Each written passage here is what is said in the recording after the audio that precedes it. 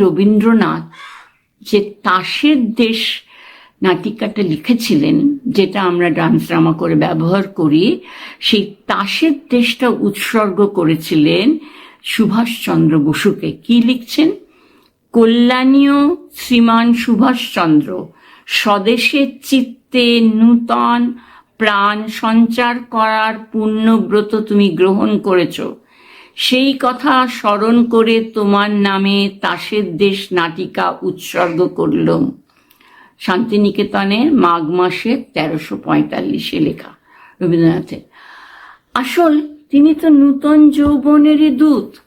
উনি আমাদের তরুণ সমাজকে আকৃষ্ট করে এই আজাদিন ফৌজের ব্যাপারটা করতে পেরেছিলেন। সরস্বতী পুজো তোমরা আনন্দ করছই, সেই দিনটা 23 তারিখটা আবার তোমার নেতাজির জন্মদিন, নেতাজি সুভাষচন্দ্রের জন্মদিন। সুভাষচন্দ্র কে ছিলেন? সুভাষচন্দ্র আমাদের একজন মহানায়ক ছিলেন। তাকে তোমাদের জানতে হবে, বইমেলা যাবে, তার সম্পর্কে ছোটদের জন্য লেখা বই কিনবে। এই সুভাষচন্দ্রের জন্ম হয়েছিল 23শে জানুয়ারি কটকে। তার বাবা ছিলেন জানকীনাথ বসু, মা ছিলেন প্রভাবতী দেবী। ছোটবেলা থেকেই তিনি খুব মেধাবী ছাত্র ছিলেন এবং অনেক ভাই বোনের মধ্যে তিনি সর্বদাই একটু প্রতিবাদী ছিলেন।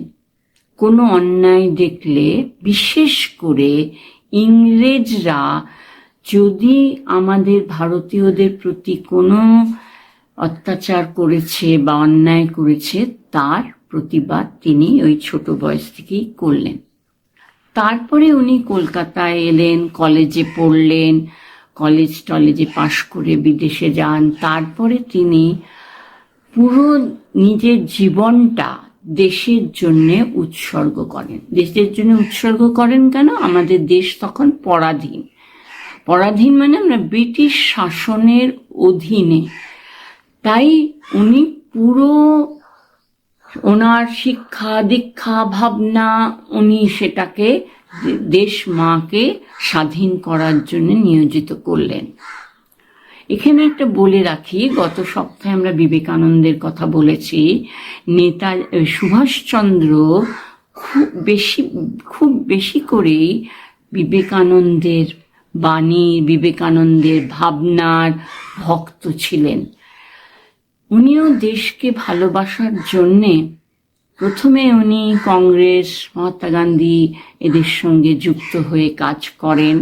পরে কোনো একটা কারণে তিনি একটা নতুন দল গঠন করেন, ফরওয়ার্ড ব্লক। এই যে উনি করলেন, এখানেই কিন্তু উনি থেমে থাকলেন না। তার বারবার মনে হতে লাগলো যে ইংরেজদেরকে আমাদের তাড়াতে হবে।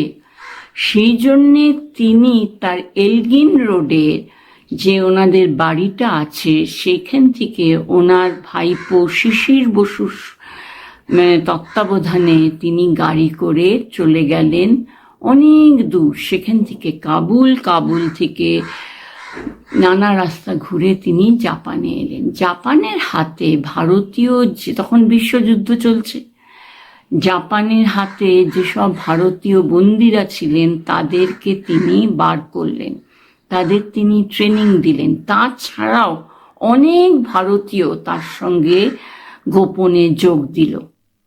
উনি আজাদ হিন্দ ফৌজ গঠন করেন এবং এইখানে তিনি বিদেশের মাটিতে স্বাধীনতার একটা সরকার গঠন করলেন। এটা হয়তো বেশি দিন চলেনি। তার কিছুজন মণিপুরে এসেছিল, ইংরেজদের সৈন্যদের কাছ থেকে পরাজিত হয়। যাই হোক, তার মৃত্যু নিয়ে অনেক ভাবনা, অনেক নানা মত আছে, আমি সেখানে গেলাম না।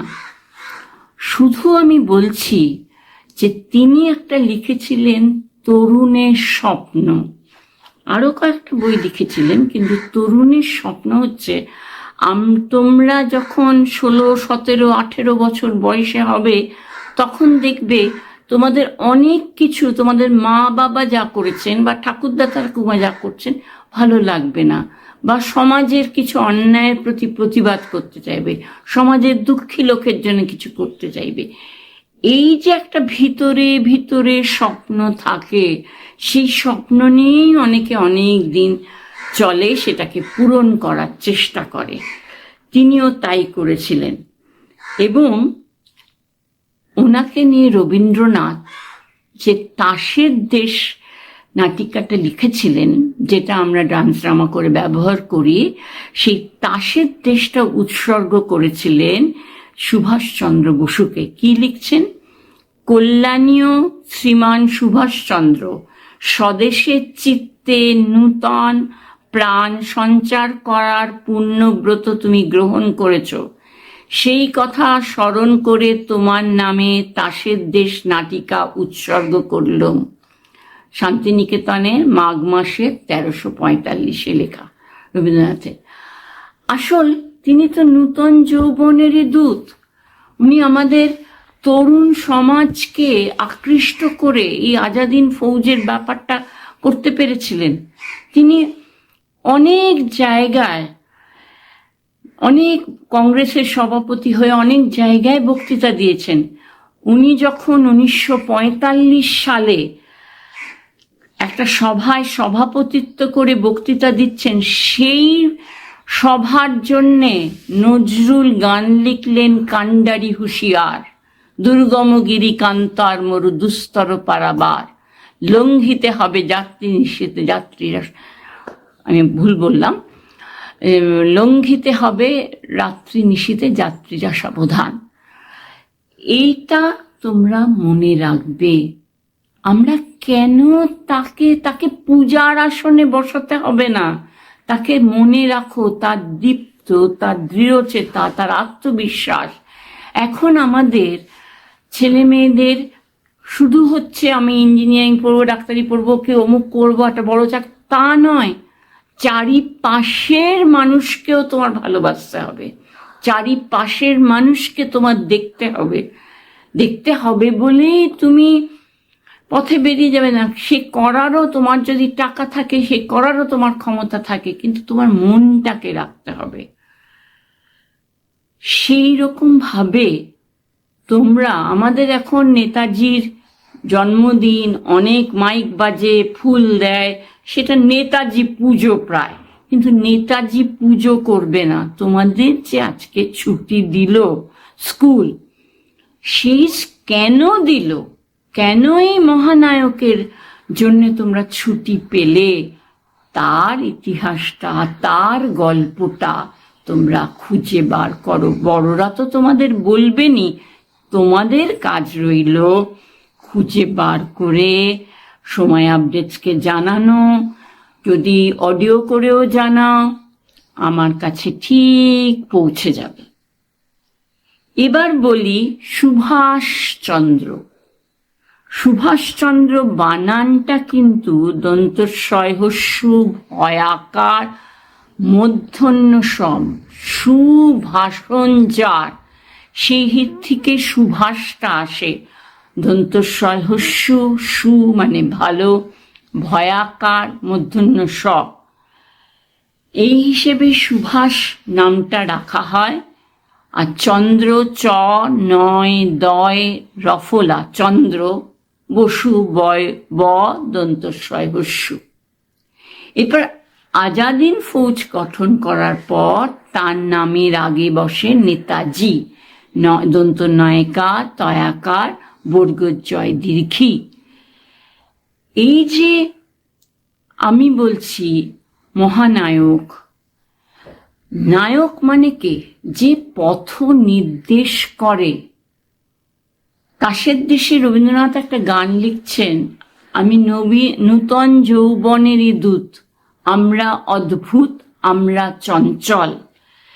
এই যে অদ্ভুত মানে অদ্ভুত চিন্তা ভাবনা, যেটা এতদিন ধরে হয়েছে সেটার থেকে একটু আলাদা চিন্তা তোমরাও করবে, তোমাদের ভাবনাতেও আসবে, আমাদেরও এসেছিল। হয়তো আমরা পথে নামতে পারিনি, কিন্তু আমাদেরও এসেছিল। এটা প্রত্যেক মানুষের, এই যৌবনটা একটা বিশাল সুন্দর মুহূর্ত। শৈশব কৈশোর ছাড়িয়ে তুমি যৌবনে পড়লে পৃথিবীটাকে তুমি নূতন চোখে দেখবে, নূতন আলোতে দেখবে, নূতন বন্ধু বান্ধব হবে। সেই জন্যে তোমার যুক্তিও যেমন দরকার, ভালোবাসাও যেমন দরকার, তেমন আত্মবিশ্বাসও তেমন দরকার। আমি সময় আপডেটসকে শুভেচ্ছা জানিয়ে এখানেই শেষ করলাম।